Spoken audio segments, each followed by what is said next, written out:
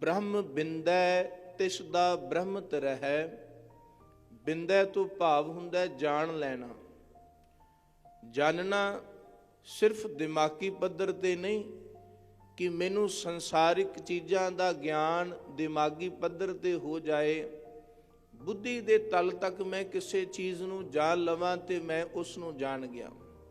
ब्रह्म दे जानन दा भाव है धुर आत्मा तक, रोम रोम तक, मन बुद्ध चित अहंकार अंतशकरण दे हर पड़ाव दे उत्ते केवल ब्रह्म दा स्वरूप ही भासे, ब्रह्म दा ही अनुभव होवे, परमेश्वर ही प्रतीत हुंदा होवे। उस नूं ना कुछ होर सुने ना कुछ होर दिसे, वो है ब्रह्म नूं जान लेना। सिर्फ ये नहीं कि परमात्मा है ਜਾਂ परमेश्वर है तो मैं कहदा मैं ब्रह्म नूं जान लिया है, मैं ब्राह्मण हो गया। गुरुदेव जी आखदे जानन दा भाव है कि ना उस नूं ब्रह्म तो बिना कुछ होर सुनदा है, ना उस नूं ब्रह्म तो बिना कोई दूसरा दिसदा है, ते ना ही वो अपनी रसना तो अपनी आवाज़ तो ब्रह्म दी आवाज़ तो बिना कोई आवाज़ कढ़दा है। पहली शर्त यही है कि ਉਹਦੇ ਅੰਦਰੋਂ ਆਪਾਂ ਮਰ ਚੁੱਕਿਆ ਹੈ, ਹਉਮੈ ਦਾ ਨਾਸ ਹੋ ਗਿਆ ਹੈ, ਉਹਦੀ ਦੁਬਦਾ ਦੁਰਮਤ ਤੇ ਅਗਿਆਨਤਾ ਮਿਟ ਗਈ ਹੈ। ਜਿਹਦੇ ਅੰਦਰੋਂ ਇਹ ਚੀਜ਼ਾਂ ਦਾ ਨਾਸ ਹੋ ਗਿਆ, ਸਮਝ ਲੈਣਾ ਵੀ ਉਸਨੇ ਹੀ ਬ੍ਰਹਮ ਨੂੰ ਜਾਣਿਆ ਹੈ। ਨਾ ਕਿ ਕੇਵਲ ਪੜ੍ਹ ਕੇ ਜਾਂ ਸੁਣ ਕੇ ਕੋਈ ਆਖਦੇ ਵੀ ਮੈਂ ਵੀ ਬ੍ਰਹਮ ਨੂੰ ਜਾਣਦਾ ਹਾਂ। ਮੈਨੂੰ ਵੀ ਪਤਾ ਹੈ ਵੀ ਪਰਮਾਤਮਾ ਕਣ ਕਣ ਵਿੱਚ ਵਸਦਾ ਹੈ, परमात्मा हर एक दे घट विच वसदा है। पढ़ते तो असी भी हाँ, सुनते तो इन्हां गल्लां नूं भी असी भी हाँ कि हर कण कण विच परमात्मा है, हर जर्रे जर्रे विच परमात्मा है। घट घट मैं हर जू बसै, संतन कहो पुकार। ये वचन असी सुनते ते पढ़ते हाँ, पर यह साडा पढ़ना साडा सुनना सिर्फ शारीरिक पद्धर तक हुंदा है, जिस करके असी ब्रह्म नूं बिंद नहीं सकते। जितना समा ये पढ़िया ये सुनिया इस उपरली सतह तो गुजर के धुर आत्मा तक नहीं चला जाता, उन्ना चिर ब्रह्म का ज्ञान नहीं। गुरुदेव जी ने निशानी दसी है कि ब्राह्मण कौन है। ब्राह्मण का भाव इत्थे परमात्मा नूं जानन वाला लैना, ना कि किसी गोत दे नाल वर्ण दे नाल जाति दे नाल संबंधित नहीं। ब्राह्मण वो जिसने परमात्मा नूं जान लिया। मैं अर्ज कर रहा कि जानना कित्थों तक, सिर्फ ये नहीं संसारी पद्धर तक, सिर्फ किताबी ज्ञान तक। गुरुदेव जी आखदे जिहदे अंदरों दुबदा द्वैक भ्रम अज्ञान मिट गया, जिसनूं ना कोई दूसरा सुनदा है ना कोई दूसरा दिसदा है, वही ब्राह्मण है। ब्रह्म दिसै ब्रह्म सुनिए एक शब्द लिव लाए, ये ब्राह्मण की निशानी है। ये ब्रह्म नूं जानन वाले की गल है, जिसनूं सुनदा भी ब्रह्म पिया है। भाव हर थां ते परमात्मा नजर ही आउंदा है, सुनाई पैंदा है। देखो ब्राह्मण होण की निशानी की है, सुनाई भी ब्रह्म किवें पैंदा है। असी सारी सुनदे हां, रब ने सानूं कंन दित्ते ने, भांत भांत दीआं आवाज़ां सानूं सुणदियां ने। पंछियां दा बोलना सुनदा है, जानवरां दीआं आवाज़ां सुनदियां ने, मनुखां जीव जंतुआं दीआं आवाज़ां साडे कन्नां विच पैंदियां ने, पर सब दी वक्खो वक्खरी आवाज़ प्रतीत हुंदी है, सुनदी है। पर जदों एक ब्रह्म नूं जानन वाला, जिसने ब्रह्म नूं जानिया होया है, वो किसी जीव की आवाज़ सुनदा है, किसी मनुख की आवाज़ सुनदा है, किसी पंछी की आवाज़ सुनदा है, किसी जानवर की आवाज़ सुनदा है। सारियां दियां आवाज़ां सुन के भी वखरेवा नहीं करदा। वो बोलदा है जो बोलत है मृग मीन पंखेरू, सो बिन हर जापत है नहीं होर। एक है ब्रह्म दिस है, ब्रह्म सुनिए। कहते जो कुछ भी संसार विच बोल रहा है, भरावें मृग ने मोर ने जीव जंतु ने, जो बोलत है मृग मीन पंखेरू, कहते सारे बोलते पे ने, सानू वखरे वखरे सुनाई प्रतीत होणगे। पर ब्रह्म नूं जानन वाले दी की निशानी है, वो मनदा है कि बिन हर जापत है नहीं होर। वो बिना हरी तो होर कुछ उन्होंने सुनाई नहीं पैंदा। ये तो फिर भी श्वास लैण वाले ਪ੍ਰਾਣ ਲੈਣ ਵਾਲੇ ਜੀਵ ਨੇ ਨਾ, ਗੁਰਦੇਵ ਪਿਤਾ ਮਹਾਰਾਜ ਸੱਚੇ ਪਾਤਸ਼ਾਹ ਨੇ ਤਾਂ ਉਹਨਾਂ ਦੀਆਂ ਆਵਾਜ਼ਾਂ ਤੋਂ ਵੀ ਬ੍ਰਹਮ ਦੀ ਆਵਾਜ਼ ਸੁਣੀ, ਜਿਹੜੀਆਂ ਨਿਰਜਿੰਦ ਵਸਤੂਆਂ ਨੇ। ਸਤਿਗੁਰੂ ਗੁਰੂ ਅਮਰਦਾਸ ਸੱਚੇ ਪਾਤਸ਼ਾਹ ਦਾ ਇੱਕ ਵਚਨ ਆਉਂਦਾ, ਹਰ ਹਟ ਭੀ ਤੂੰ ਤੂੰ ਕਰੈ। ਹੁਣ ਹਰ ਹਟ ਪ੍ਰਾਤਨ ਸਮਿਆਂ ਦੇ ਅੰਦਰ ਹਰਟਾਂ ਚੱਲਦੀਆਂ ਹੁੰਦੀਆਂ ਸਨ ਤੇ ਉਹਨਾਂ ਦੇ ਵਿੱਚੋਂ ਚੀਂ ਚੀਂ ਦੀ ਆਵਾਜ਼ ਆਉਂਦੀ ਸੀ ਜਦੋਂ ਉਹ ਖੂਹ ਦੇ ਵਿੱਚ ਗਿਰਦੀਆਂ ਸਨ। ਪਰ ਜਿਹਦੇ ਅੰਦਰ ਬ੍ਰਹਮ ਸਮਾ ਗਿਆ ਹੈ, ਜਿਹਦੇ ਅੰਦਰ ਪਰਮੇਸ਼ਵਰ ਲਬਰੇਜ਼ ਹੋ ਗਿਆ ਹੈ, ਉਹਨੂੰ ਦੁਨੀਆ ਦਾ ਰੌਲਾ ਨਹੀਂ ਸੁਣਦਾ, ਉਹਨੂੰ ਦੁਨੀਆ ਦੀਆਂ ਆਵਾਜ਼ਾਂ ਨਹੀਂ ਸੁਣਦੀਆਂ ਉਹ ਤੇ ਦੁਨੀਆ ਦੀਆਂ ਆਵਾਜ਼ਾਂ ਦੇ ਵਿੱਚੋਂ ਵੀ ਬ੍ਰਹਮ ਦੀ ਆਵਾਜ਼ ਨੂੰ ਹੀ ਸੁਣਦਾ ਹੈ। ਹਰਟਾਂ ਦੀ ਆਵਾਜ਼ ਸੁਣ ਕੇ ਵੀ ਗੁਰਦੇਵ ਪਿਤਾ ਮਹਾਰਾਜ ਸੱਚੇ ਪਾਤਸ਼ਾਹ ਜੀ ਆਖਦੇ ਨੇ, ਹਰ ਹਟ ਭੀ ਤੂੰ ਤੂੰ ਕਰੈ। ਇਹ ਹਰ ਹਟ ਭੀ ਉਸ ਨੂੰ ਆਰਾਧ ਰਹੀ ਹੈ, ਉਸ ਨੂੰ ਗਾ ਰਹੀ ਹੈ, ਬ੍ਰਹਮ ਸੁਣੀ ਹੈ। ਬ੍ਰਹਮ ਨੂੰ ਜਾਣਨ ਵਾਲੇ ਦੀ ਨਿਸ਼ਾਨੀ ਹੀ ਇਹ ਹੈ ਕਿ ਉਸ ਨੂੰ ਕੋਈ ਦੂਸਰੀ ਚੀਜ਼ ਸੁਣਾਈ ਨਹੀਂ ਪਏਗੀ, ਕੋਈ ਦੁਬਿਧਾ ਨਹੀਂ ਉਹਦੇ ਜੀਵਨ ਵਿੱਚ ਰਹੇਗੀ। ਉਹਨੂੰ ਹਰ ਥਾਂ ਤੇ ਪਰਿਪੂਰਨ ਪਰਮਾਤਮਾ ਭਾਸਦਾ ਹੈ, ਉਹਨੂੰ ਉਸ ਦਾ ਗਿਆਨ ਹੁੰਦਾ ਹੈ, ਉਹਦਾ ਆਭਾਸ ਉਸ ਨੂੰ, ਉਸ ਦੀ ਅਨੁਭਵਤਾ ਪ੍ਰਾਪਤ ਹੁੰਦੀ ਹੈ, ਹਰ ਥਾਂ ਤੇ ਪ੍ਰਤੀਤ ਹੁੰਦਾ ਹੈ। ਸਭ ਗੋਬਿੰਦ ਹੈ, ਸਭ ਗੋਬਿੰਦ ਹੈ, ਗੋਬਿੰਦ ਬਿਨ ਨਹੀਂ ਕੋਏ, ਕੋਈ ਵੀ ਗੋਬਿੰਦ ਤੋਂ ਬਿਨਾ ਥਾਂ ਨਹੀਂ ਹੈ। ਸੰਸਾਰਿਕ ਪੱਧਰ ਤੇ ਅਸੀਂ ਦੇਖਦੇ ਹਾਂ ਸਾਨੂੰ ਸਰੀਰਾਂ ਦਾ ਵਖਰੇਵਾਂ ਵੀ ਭਾਸਦਾ ਹੈ।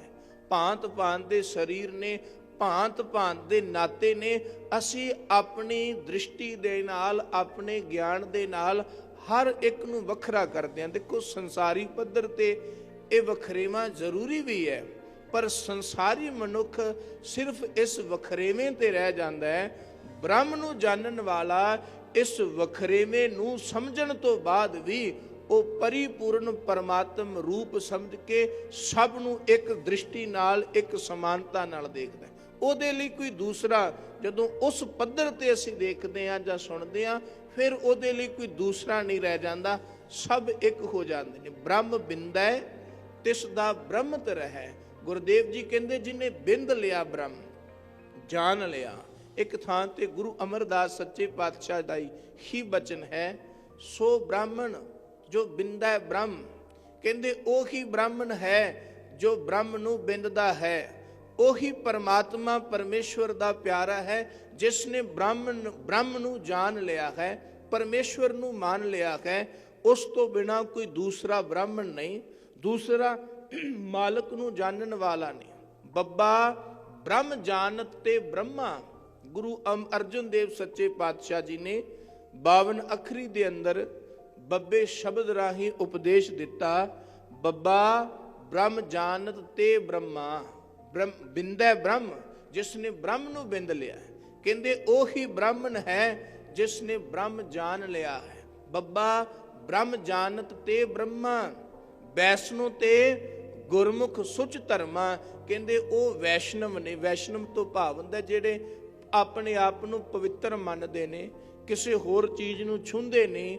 ਕਹਿੰਦੇ ਅਸਲ ਅੰਦਰ ਵੈਸ਼ਨਵ ਉਹ ਨੇ ਗੁਰਮੁਖ ਸੁਚ ਧਰਮਾ, ਜਿਨ੍ਹਾਂ ਨੇ ਆਪਣੇ ਅੰਦਰ ਗੁਰਮੁਖਤਾਈ ਲੈ ਆਉਂਦੀ ਹੈ, ਸੁੱਚੇ ਹੋ ਗਏ ਨੇ ਅੰਦਰੋਂ। ਉਹ ਵੈਸ਼ਨੂ ਨੇ, ਉਹ ਬ੍ਰਾਹਮਣ ਨੇ ਜਿਨ੍ਹਾਂ ਨੇ ਬ੍ਰਹਮ ਨੂੰ ਜਾਣ ਲਿਆ ਹੈ।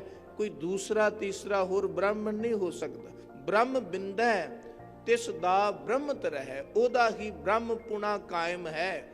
ਉਹੀ ਅਸਲ ਬ੍ਰਹਮ ਗਿਆਨੀ ਹੈ ਜਿਸ ਨੇ ਬ੍ਰਹਮ ਨੂੰ ਜਾਣ ਲਿਆ ਹੈ। ਏਕ ਸ਼ਬਦ ਲਿਵ ਲਾਏ। ਕਹਿੰਦੇ ਜਾਣਨ ਦੀ ਨਿਸ਼ਾਨੀ ਕੀ ਹੈ? ਕਿਵੇਂ ਪਤਾ ਲੱਗੇ ਕਿ ਇਹ ਬ੍ਰਹਮ ਗਿਆਨੀ ਹੈ, ਇਹਨੇ ਬ੍ਰਹਮ ਨੂੰ ਜਾਣ ਲਿਆ ਹੈ? ਗੁਰਦੇਵ ਜੀ ਆਖਦੇ ਏਕ ਸ਼ਬਦ ਲਿਵ ਲਾਏ। ਉਹਦੀ ਵੱਡੀ ਨਿਸ਼ਾਨੀ ਇਹ ਹੈ ਕਿ ਉਹਦੀ ਸੁਰਤ, ਉਹਦਾ ਧਿਆਨ ਇੱਕ ਵਾਹਿਗੁਰੂ ਪਰਮਾਤਮਾ ਸਰੂਪ ਸਤਿਗੁਰੂ ਦੇ ਸ਼ਬਦ ਵਿੱਚ ਹੀ ਟਿਕਿਆ ਰਹਿੰਦਾ।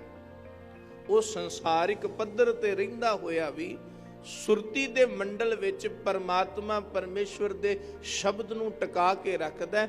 ਉਹਦਾ ਧਿਆਨ, ਉਹਦਾ ਗਿਆਨ, ਉਹਦੀ ਸੋਚ, ਉਹਦੀ ਸਮਰੱਥਾ ਸਭ ਕੁਝ ਇੱਕ ਸ਼ਬਦ ਤੇ ਟਿਕੀ ਹੁੰਦੀ ਹੈ। ਏਕ ਸ਼ਬਦ ਲਿਵ ਲਾਏ।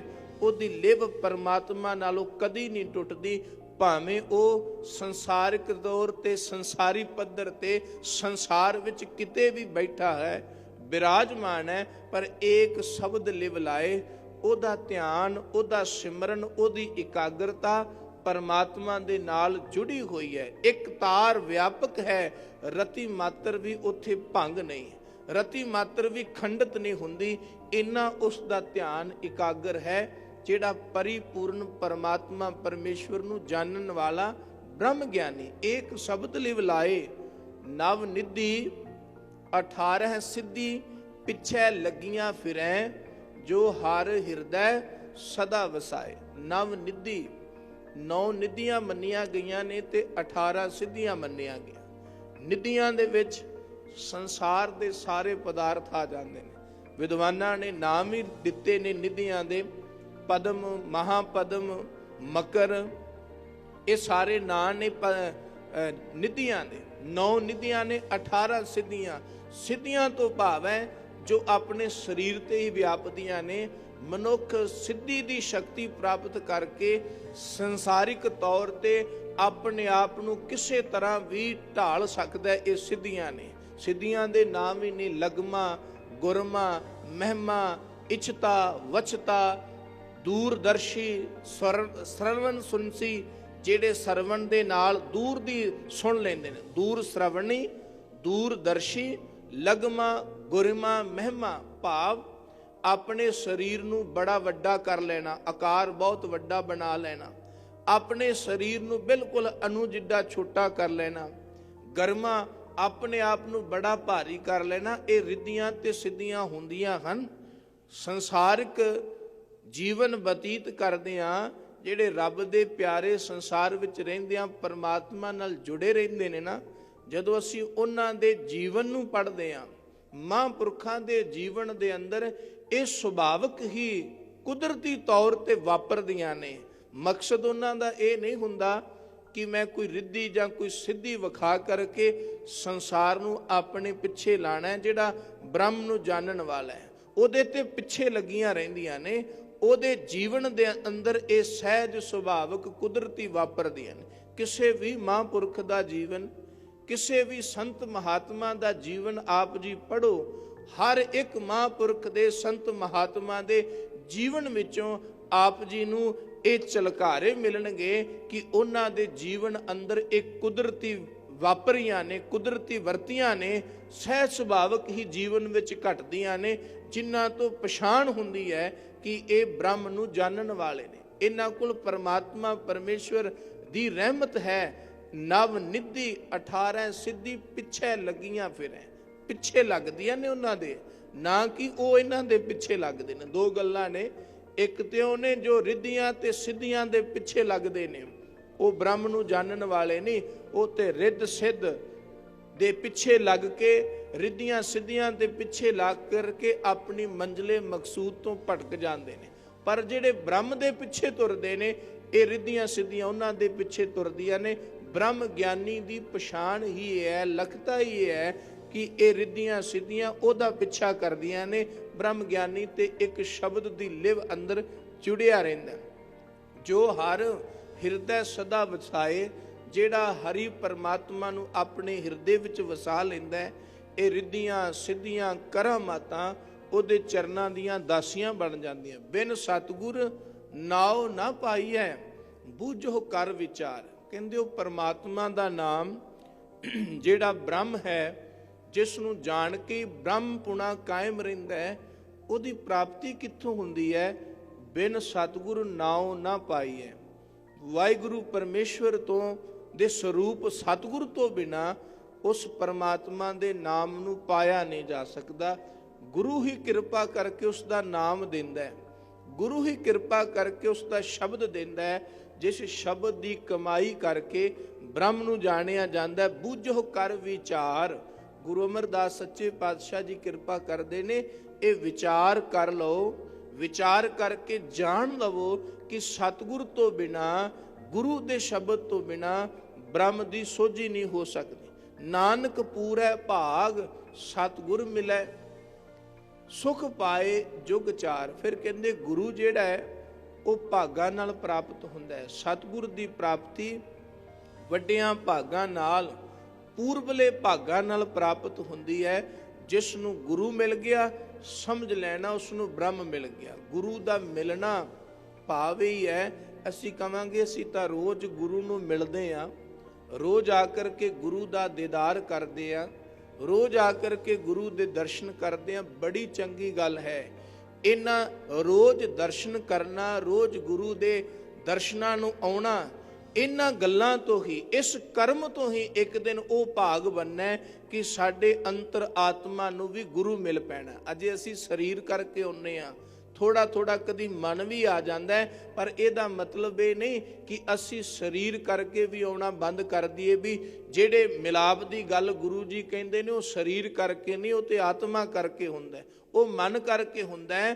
ਪਰ ਉਹਦੀ ਪਹਿਲੀ ਸ਼ਰਤ ਇਹ ਹੈ ਕਿ ਪਹਿਲਾਂ ਤੁਹਾਨੂੰ ਸਰੀਰਕ ਤੌਰ ਤੇ ਕਰਮ ਕਰਨਾ ਪਏਗਾ, ਨਿਤ ਦਾ ਨੇਮ ਬਣਾਉਣਾ ਪਏਗਾ ਕਿ ਗੁਰੂ ਦੇ ਦਰ ਤੇ ਆਉਣਾ ਪਏਗਾ, ਗੁਰੂ ਦੇ ਦਰਸ਼ਨਾਂ ਨੂੰ ਆਉਣਾ ਪਏਗਾ।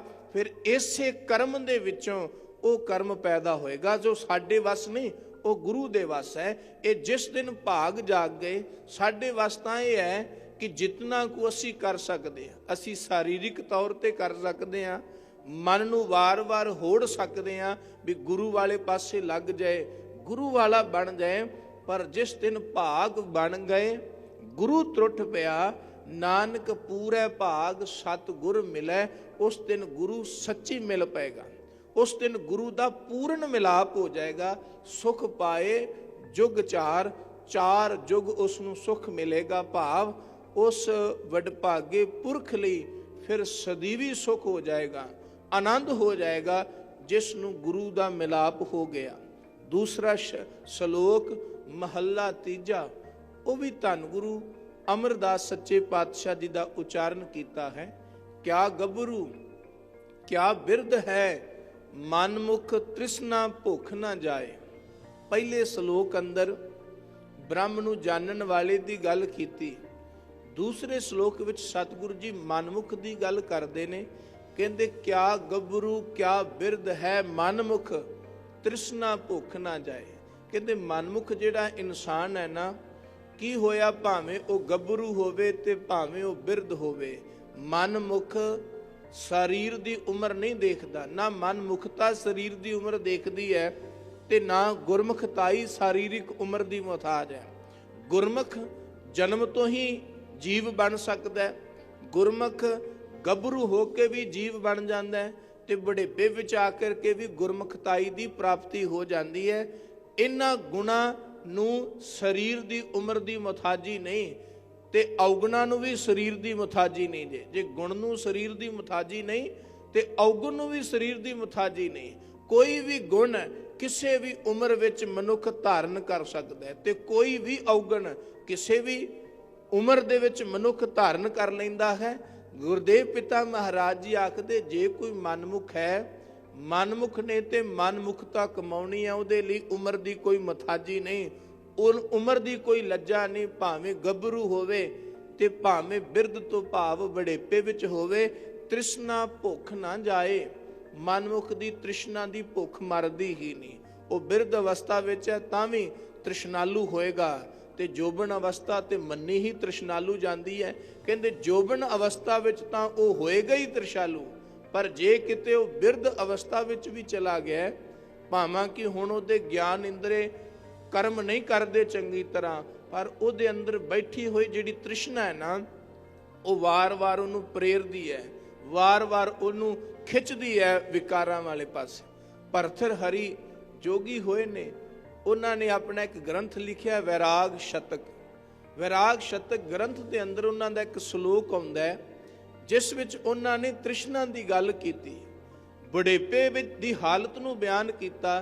ਕਹਿੰਦੇ ਮਨਮੁਖ ਨੂੰ ਬਿਰਧ ਅਵਸਥਾ ਵੀ ਆ ਜਾਂਦੀ ਹੈ, ਉਹਦੇ ਨੇਤਰ ਵੀ ਜਵਾਬ ਦੇਣੇ ਸ਼ੁਰੂ ਕਰ ਦਿੰਦੇ ਨੇ, ਉਹਦੇ ਕੰਨ ਵੀ ਜਿਹੜੇ ਨੇ ਉਹ ਵੀ ਸੁਣਨਾ ਬੰਦ ਕਰ ਦਿੰਦੇ ਨੇ, ਆਵਾਜ਼ ਵੀ ਲੜਖੜਾਉਣ ਲੱਗ ਜਾਂਦੀ ਹੈ। ਉਹਦੇ ਸਾਰੇ ਰਸਾਂ ਵਾਲੇ ਇੰਦਰੇ ਆਪਣੇ ਕਰਮ ਦੇ ਤੌਰ ਤੇ ਮੱਧਮ ਪੈ ਜਾਂਦੇ ਨੇ। ਪਰ ਕਹਿੰਦੇ ਜਿਹੜੀ ਅੰਦਰ ਤ੍ਰਿਸ਼ਨਾ ਬੈਠੀ ਉਹਨਾਂ ਨੂੰ ਪ੍ਰੇਰਦੀ ਹੈ ਨਾ, ਭਾਵੇਂ ਮਨੁੱਖ ਬਜ਼ੁਰਗ ਅਵਸਥਾ ਵਿੱਚ ਆ ਜਾਏ, ਮਰਨ ਕਿਨਾਰੇ ਪਿਆ ਹੋਵੇ, ਸਾਰੇ ਇੰਦਰੇ ਵੀ ਮਨੁੱਖ ਦਾ ਸਾਥ ਛੱਡ ਦਿੰਦੇ ਨੇ, ਪਰ ਇਹ ਤ੍ਰਿਸ਼ਨਾ ਜਿਹੜੀ ਹੈ ਨਾ, ਇਹ ਅਖੀਰ ਤੱਕ ਬੰਦੇ ਦੇ ਅੰਦਰ ਪ੍ਰਬਲ ਹੀ ਰਹਿੰਦੀ ਹੈ, ਜਿੰਨਾ ਚਿਰ ਇਹਦੇ ਤੇ ਗੁਰੂ ਦੀ ਕਿਰਪਾ ਨਾ ਹੋਏ। ਮਨਮੁਖ ਤ੍ਰਿਸ਼ਨਾ ਭੁੱਖ ਨਾ ਜਾਏ। ਕਹਿੰਦੇ ਤ੍ਰਿਸ਼ਨਾਲੂ ਬੰਦੇ ਦੀ ਭੁੱਖ ਕਦੀ ਮਰਦੀ ਨਹੀਂ, ਕਿਉਂਕਿ ਉਹਨੇ ਮਨਮੁਖਤਾ ਕਮਾਈ, ਉਹ ਆਪਣੇ ਮਨ ਦੇ ਪਿੱਛੇ ਤੁਰਦਾ। ਜੇ ਕਿਤੇ ਗੁਰਮੁਖਤਾਈ ਕਮਾਉਂਦਾ ਤੇ ਭਾਵੇਂ ਕਿਸੇ ਵੀ ਆਰਬਲਾ ਵਿੱਚ ਹੁੰਦਾ, ਕਿਸੇ ਵੀ ਉਮਰ ਵਿੱਚ ਹੁੰਦਾ, ਉਹਨੂੰ ਤ੍ਰਿਸ਼ਨਾ ਦੀ ਭੁੱਖ ਸਤਾਂਦੀ ਨਾ। ਗੁਰਮੁਖ ਸ਼ਬਦੇ ਰਤਿਆਂ ਸੀਤਲ ਹੋਏ ਆਪ ਗਵਾਏ। ਜੋ ਗੁਰਮੁਖ ਨੇ, ਜੋ ਗੁਰੂ ਦੇ ਰਾਹੀਂ ਸ਼ਬਦ ਦੀ ਕਮਾਈ ਕਰਕੇ ਜੀਵਨ ਨੂੰ ਉਹਦੇ ਵਿੱਚ ਹੀ ਰੰਗ ਲੈਂਦੇ ਨੇ, ਸੀਤਲ ਹੋਏ, ਉਹ ਠੰਡੇ ਹੋ ਗਏ। ਉਹਨਾਂ ਦੀ ਅੰਤਰ ਆਤਮਾ ਦੇ ਵਿੱਚ ਠੰਡਕ ਪੈਦਾ ਹੋ ਗਈ, ਉਹਨਾਂ ਦੀ ਅੰਤਰ ਆਤਮਾ ਵਿੱਚ ਟਿਕਾ ਬਣ ਗਿਆ। ਆਪ ਗਵਾਏ, ਕਿਉਂਕਿ ਉਹਨਾਂ ਨੇ ਆਪਾ ਗਵਾ ਦਿੱਤਾ, ਆਪਾ ਮਾਰ ਦਿੱਤਾ। ਜਿੰਨੀਆਂ ਪਰੇਸ਼ਾਨੀਆਂ ਨੇ, ਜਿੰਨੇ ਦੁੱਖ ਨੇ, ਜਿੰਨੇ ਸੰਕਟ ਨੇ, ਜਿੰਨੀਆਂ ਮੁਸੀਬਤਾਂ ਨੇ, ਉਹ ਓਨੀਆਂ ਹੀ ਸਾਨੂੰ ਵੱਡੇ ਪੱਧਰ ਤੇ ਵਿਆਪਦੀਆਂ ਨੇ ਉਦੋਂ ਜਦੋਂ ਮਨੁੱਖ ਆਪਣੀ ਮੈਂ ਨੂੰ ਵੱਡਾ ਕਰ ਲੈਂਦਾ। ਜਿੱਡੀ ਮੈਂ ਵੱਡੀ ਹੋਏਗੀ, ਉਹਨੇ ਸਾਡੇ ਤੇ ਦੁੱਖ ਤੇ ਮੁਸੀਬਤਾਂ ਸੰਕਟ ਵੱਡੇ ਹੋ ਜਾਣਗੇ। ਜੇ ਮੈਂ ਹੀ ਨਹੀਂ, ਐਸਾ ਮਤਲਬ ਇਹ ਨਹੀਂ ਕਿ ਦੇਖੋ ਸਰੀਰ ਦਾ ਧਰਮ ਹੈ, ਇਹਦੇ ਤੇ ਦੁੱਖ ਤੇ ਸੁੱਖ ਵਿਆਪਣੇ ਨੇ। ਕਿਸੇ ਦਾ ਵੀ ਸਰੀਰ ਹੈ, ਭਾਵੇਂ ਉਹ ਇੱਕ ਸਧਾਰਨ ਬੰਦੇ ਦਾ ਸਰੀਰ ਹੈ ਤੇ ਭਾਵੇਂ ਉਹ ਗੁਰਮੁਖ ਦਾ ਸਰੀਰ ਹੈ, ਭਾਵੇਂ ਉਹ ਸੰਤ ਮਹਾਤਮਾ ਦਾ ਸਰੀਰ ਹੈ। ਇੱਥੋਂ ਤੱਕ ਸੰਸਾਰ ਗਵਾਹੀ ਭਰਦਾ ਹੈ, ਪੀਰਾਂ, ਪੈਗੰਬਰਾਂ, ਅਵਤਾਰਾਂ, ਰਿਸ਼ੀਆਂ, ਮੁਨੀਆਂ, ਗੁਰੂ ਜਨਾਂ ਦੇ ਸਰੀਰਾਂ ਤੇ ਵੀ ਕਸ਼ਟ ਆਏ, ਪਰ ਉਹਨਾਂ ਦੇ ਕਸ਼ਟ ਸਾਡੇ ਵਰਗੇ ਨਹੀਂ, ਕਿਉਂਕਿ ਸਾਡੀ ਮੈਂ ਵੱਡੀ ਹੈ। ਇਸ ਕਰਕੇ ਸਰੀਰ ਤੇ ਵਿਆਪਦਾ ਹੋਇਆ ਕਸ਼ਟ ਸਾਡੇ ਲਈ ਬਹੁਤ ਸਾਨੂੰ ਦੁਖੀ ਤੇ ਆਤੁਰ ਕਰ ਦਿੰਦਾ ਹੈ। ਪਰ ਰੱਬ ਨਾਲ ਜੁੜੇ ਹੋਏ ਜਿਨ੍ਹਾਂ ਦੀ ਲਿਵ ਲੱਗੀ ਹੋਈ ਹੈ, ਉਹਨਾਂ ਦੇ ਸਰੀਰਾਂ ਤੇ ਕਸ਼ਟ ਤੇ ਵਿਆਪਦਾ ਹੈ, ਦੁੱਖ ਤੇ ਆਉਂਦਾ ਹੈ, ਪਰ ਉਹ ਇਸ ਦੁੱਖ ਦੀ ਪਰਵਾਹ ਨਹੀਂ ਕਰਦੇ।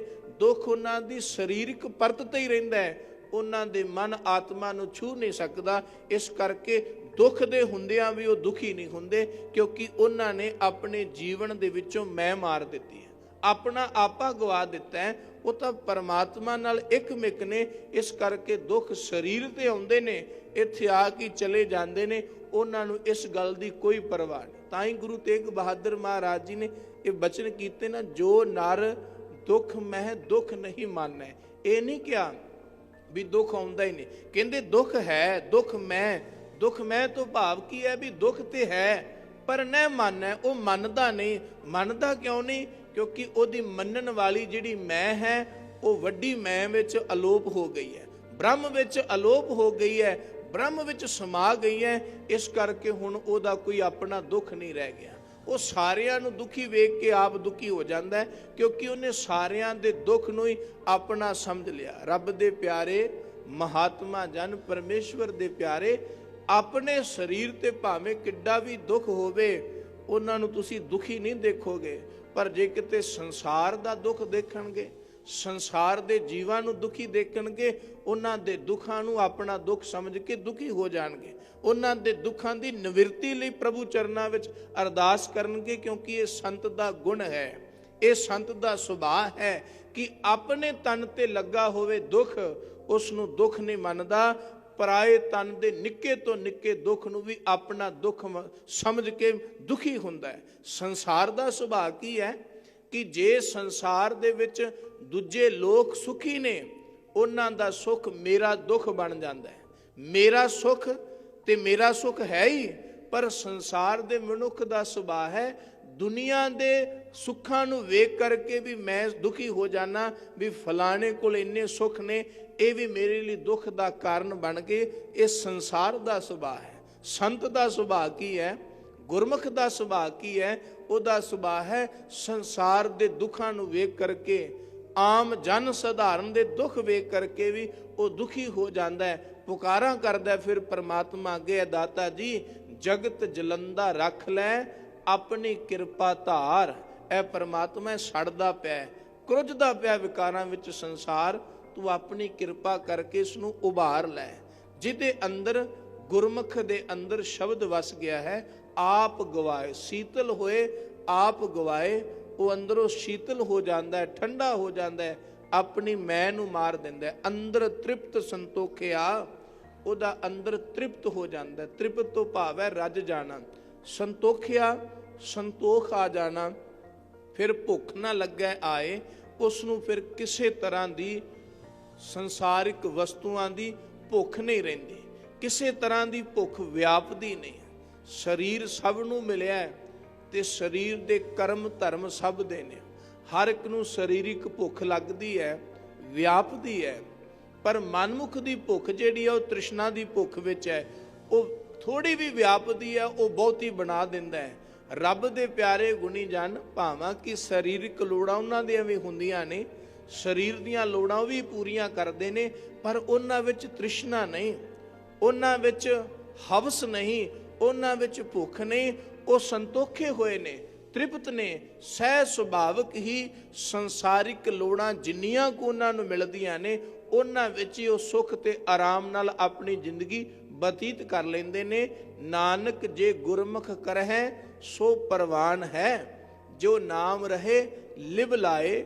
ਗੁਰੂ ਅਮਰਦਾਸ ਸੱਚੇ ਪਾਤਸ਼ਾਹ ਜੀ ਕਿਰਪਾ ਕਰਦੇ ਨੇ। ਐਸਾ ਗੁਰਮੁਖ ਫਿਰ ਜੋ ਵੀ ਕਰਦਾ ਨਾ, ਉਹਦਾ ਕੀਤਾ ਹੋਇਆ ਸਭੋ ਕਾਰਜ ਪਰਵਾਨ ਹੈ, ਕਿਉਂਕਿ ਉਹਦੇ ਅੰਦਰ ਗੁਰਮੁਖਤਾ ਹੈ, ਉਹਦੇ ਅੰਦਰ ਸ਼ਬਦ ਹੈ, ਉਹਦੇ ਅੰਦਰ ਗਿਆਨ ਹੈ ਪਰਮਾਤਮਾ ਦਾ। ਉਹ ਜੋ ਵੀ ਕਰਦੇ ਸੋ ਪਰਵਾਨ ਹੈ, ਜੋ ਨਾਮ ਰਹੇ ਲਿਵ ਲਾਏ, ਜਿਨ੍ਹਾਂ ਦੀ ਨਾਮ ਨਾਲ ਲਿਵ ਲੱਗੀ ਹੋਈ ਹੈ। ਪੌੜੀ ਹਉ ਬਲਿਹਾਰੀ ਤਿਨ ਕਉ, ਜੋ ਗੁਰਮੁਖ ਸਿਖਾ। ਧੰਨ ਗੁਰੂ ਰਾਮਦਾਸ ਸੱਚੇ ਪਾਤਸ਼ਾਹ ਜੀ ਦੀ ਇਹ ਪੌੜੀ ਉਚਾਰਨ ਕੀਤੀ ਹੈ। ਗੁਰਦੇਵ ਜੀ ਕਿਰਪਾ ਕਰਦੇ, ਮੈਂ ਉਹਨਾਂ ਤੋਂ ਵਾਰੇ ਜਾਵਾਂ, ਬਲਿਹਾਰੇ ਜਾਵਾਂ, ਜਿਨ੍ਹਾਂ ਨੇ ਆਪਣੇ ਜੀਵਨ ਦੇ ਅੰਦਰ ਗੁਰਸਿੱਖੀ ਕਮਾਈ ਹੈ, ਜਿਨ੍ਹਾਂ ਨੇ ਕੁਝ ਗੁਰੂ ਪਾਸੋਂ ਸਿੱਖਿਆ, ਜੋ ਗੁਰੂ ਵਾਲੇ ਹੀ ਬਣ ਗਏ। ਜੋ ਹਰ ਨਾਮ ਧਿਆਏਂਦੇ ਤਿਨ ਦਰਸ਼ਨ ਪਿੱਖਾਂ, ਜਿਹੜੇ ਪਰਮਾਤਮਾ ਦਾ ਨਾਮ ਜਪਦੇ ਨੇ, ਪਰਮਾਤਮਾ ਦਾ ਨਾਮ ਧਿਆਉਂਦੇ ਨੇ, ਐ ਸਤਿਗੁਰੂ, ਐ ਵਾਹਿਗੁਰੂ ਜੀ ਮੇਰੇ ਤੇ ਕਿਰਪਾ ਕਰ, ਮੈਨੂੰ ਉਹਨਾਂ ਦੇ ਦਰਸ਼ਨ ਮਾਤਰ ਹੀ ਮਿਲ ਜਾਣ, ਮੈਂ ਉਹਨਾਂ ਦੇ ਦਰਸ਼ਨਾਂ ਨਾਲ ਹੀ ਤਰ ਜਾਵਾਂਗਾ। ਸੁਣ ਕੀਰਤਨ ਹਰ ਗੁਣ ਰਵਾਂ, ਹਰ ਜਸ ਮਨ ਲਿਖਾ।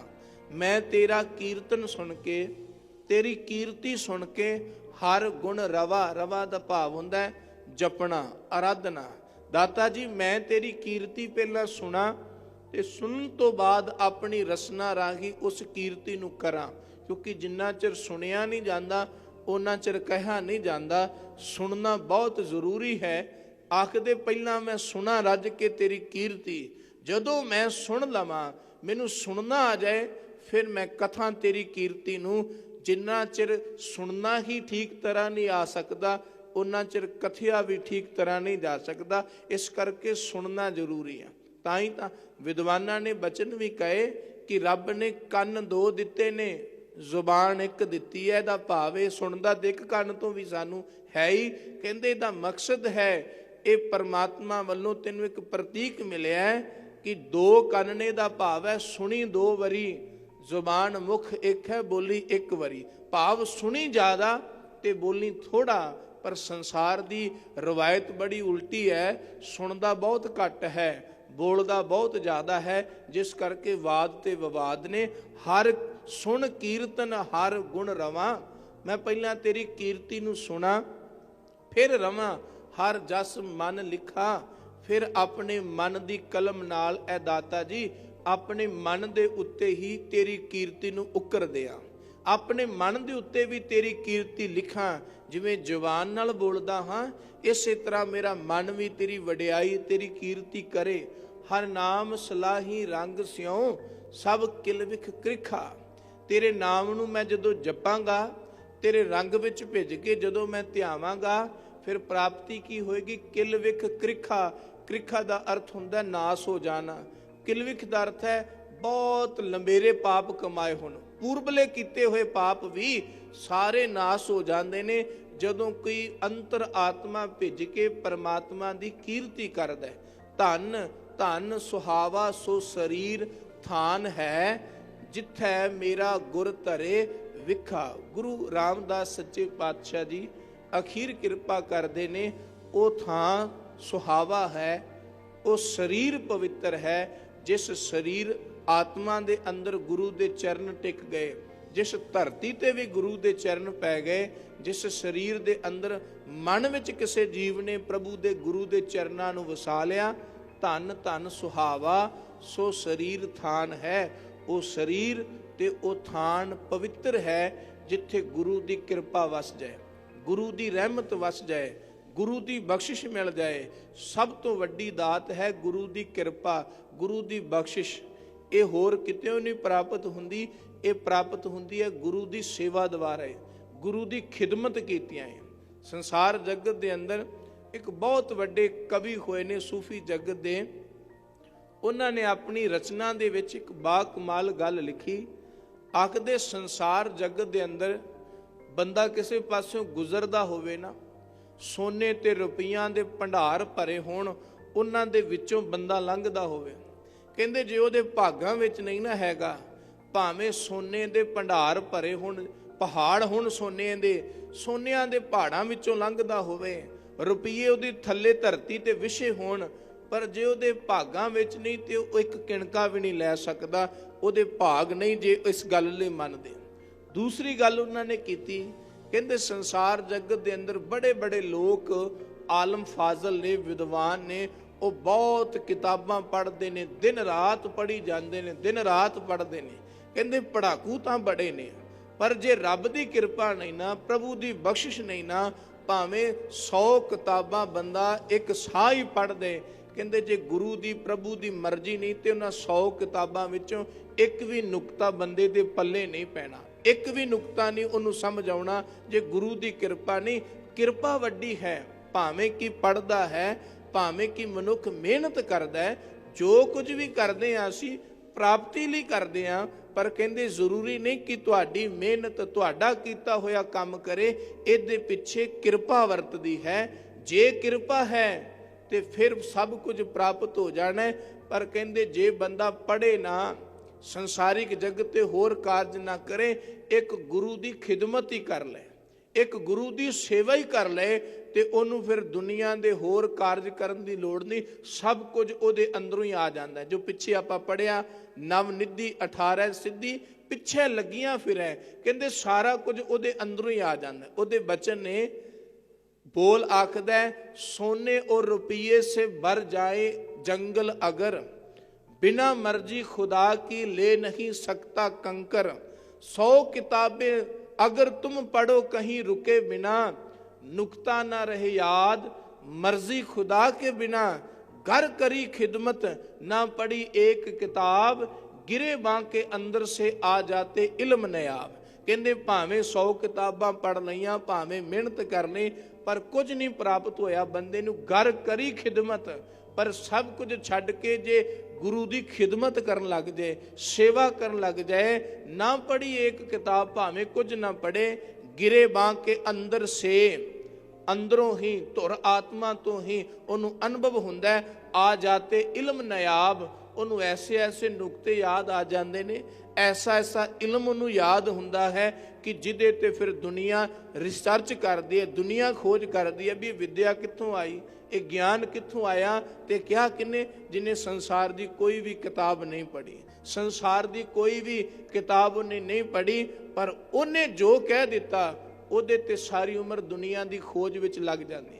ਕੀ ਪੜਿਆ ਭਗਤ ਰਵਿਦਾਸ ਜੀ ਨੇ, ਕੀ ਪੜਿਆ ਬਾਬਾ ਕਬੀਰ ਜੀ ਨੇ ਜਾਂ ਬਾਬਾ ਫਰੀਦ ਜੀ ਨੇ, ਅੱਜ ਉਹਨਾਂ ਦੀ ਬਾਣੀ ਤੇ ਲੋਕ PhD ਕਰਦੇ ਨੇ। ਕਿੱਡੀ ਹੈਰਾਨ ਕਰਨ ਵਾਲੀ ਗੱਲ ਹੈ ਕਿ ਜਿਨ੍ਹਾਂ ਨੇ ਸੰਸਾਰ ਦੀ ਕੋਈ ਵੀ ਇਲਮ ਨੂੰ ਪੜਿਆ ਨਹੀਂ, कोई भी भाषा नहीं पढ़ी, अपने रंग विच रंगिया ने, परमात्मा नूं जो अंदरों इल्म रब ने दिता उन्होंने गा दिता, ते अज असी उन्हां ते खोज करदे, उन्हां दी बाणी नूं सुन के चकरा जाने आ भी ऐसे ऐसे डूंघे विचार, ऐसियां ऐसियां डूंघियां गल्लां ਜਿਹੜੀਆਂ 100 ਕਿਤਾਬਾਂ ਪੜ੍ਹਨ ਵਾਲਿਆਂ ਨੂੰ ਵੀ ਸ਼ਾਇਦ ਯਾਦ ਨਾ ਆਉਣ, ਉਹਨਾਂ ਨੂੰ ਨਾ ਪ੍ਰਾਪਤ ਹੋਣ। ਇਹ ਕਿੱਥੋਂ ਨਿਕਲਿਆ ਗਿਆਨ?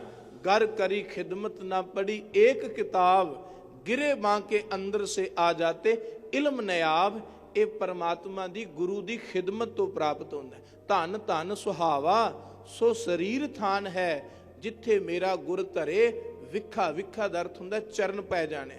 ਜਿੱਥੇ ਗੁਰੂ ਨੇ ਆਪਣਾ ਆਪਾ ਟਿਕਾ ਦਿੱਤਾ ਨਾ, ਭਾਵੇਂ ਉਹ ਮਨੁੱਖੀ ਮਨ ਹੈ, ਮਨੁੱਖੀ ਤਨ ਹੈ, ਜਾਂ ਸੰਸਾਰ ਦੀ ਕੋਈ ਧਰਤੀ ਹੈ, ਕੋਈ ਖੰਡ ਹੈ, ਜਿੱਥੇ ਗੁਰੂ ਦਾ ਪ੍ਰਕਾਸ਼ ਹੋ ਗਿਆ, ਗੁਰੂ ਆ ਕੇ ਵਸ ਗਿਆ, ਉਹ ਥਾਨ, ਉਹ ਸਰੀਰ, ਸਭ ਕੁਝ ਪਵਿੱਤਰ ਹੋ ਜਾਂਦਾ। ਧੰਨ ਗੁਰੂ ਰਾਮਦਾਸ ਸੱਚੇ ਪਾਤਸ਼ਾਹ ਜੀ, ਦਤਾਰ ਪਿਤਾ ਮਹਾਰਾਜ ਜੀ ਨੇ ਅੱਜ ਇਹਨਾਂ ਪਾਵਨ ਸ਼ਬਦਾਂ ਵਿੱਚ ਇਹੀ ਮਿਹਰਮਤ ਕਿਰਪਾਲਤਾ ਕੀਤੀ ਹੈ ਕਿ ਜੋ ਗੁਰੂ ਦਾ ਸ਼ਬਦ ਪ੍ਰਾਪਤ ਕਰਕੇ, ਭਾਗਾਂ ਵਾਲਾ ਜਿਸ ਨੂੰ ਗੁਰੂ ਦਾ ਸ਼ਬਦ ਪ੍ਰਾਪਤ ਹੋ ਜਾਂਦਾ ਹੈ, ਜੋ ਫਿਰ ਜੀਵ ਗੁਰੂ ਦੇ ਸ਼ਬਦ ਦੀ ਕਮਾਈ ਕਰਦਾ ਹੈ, ਉਸ ਨੂੰ ਗੁਰੂ ਸ਼ਬਦ ਦੀ ਕਮਾਈ ਦੀ ਬਦੌਲਤ ਹੀ ਬ੍ਰਹਮ ਦਾ ਗਿਆਨ ਹੁੰਦਾ ਹੈ। ਉਹ ਬ੍ਰਾਹਮਣ ਬਣ ਜਾਂਦਾ ਹੈ, ਬ੍ਰਹਮ ਨੂੰ ਜਾਣਨ ਵਾਲਾ ਹੋ ਜਾਂਦਾ ਹੈ। ਜੁਗ ਸੁਖ ਪਾਏ ਜੁਗ ਚਾਰ, ਫਿਰ ਉਹਨੂੰ ਸਦੀਵੀ ਸੁਖ ਆਨੰਦ ਪ੍ਰਾਪਤ ਹੁੰਦਾ ਹੈ। ਸਤਿਗੁਰੂ ਜੀ ਕਿਰਪਾ ਕਰਨ, ਸਾਨੂੰ ਵੀ ਆਪਣੇ ਦਰੋਂ ਕਰੋ ਨਾਮ ਦੀ ਦਾਤ, ਗੁਰਸਿੱਖੀ ਵਾਲਾ ਜੀਵਨ ਬਖਸ਼ ਕੇ ਨਿਵਾਜਣ ਜੀ। ਇਤਨੀਆਂ ਬੇਨਤੀਆਂ ਪ੍ਰਵਾਨ ਕਰਨੀਆਂ, ਵਿਚਾਰਾਂ ਕਰਦਿਆਂ ਬੇਅੰਤ ਭੁੱਲਾਂ ਹੋ ਗਈਆਂ ਹਨ। ਆਪ ਸੰਗਤ ਕਿਰਪਾਲੂ ਸਤਿਗੁਰੂ ਜੀ ਬਖਸ਼ਯੋਗ ਨੇ ਬਖਸ਼ ਲੈਣਾ। ਅੰਤ ਫਤਿਹ ਦੀ ਸਾਂਝ ਕਰੋ। ਵਾਹਿਗੁਰੂ ਜੀ ਕਾ ਖਾਲਸਾ, ਵਾਹਿਗੁਰੂ ਜੀ ਕੀ ਫਤਿਹ।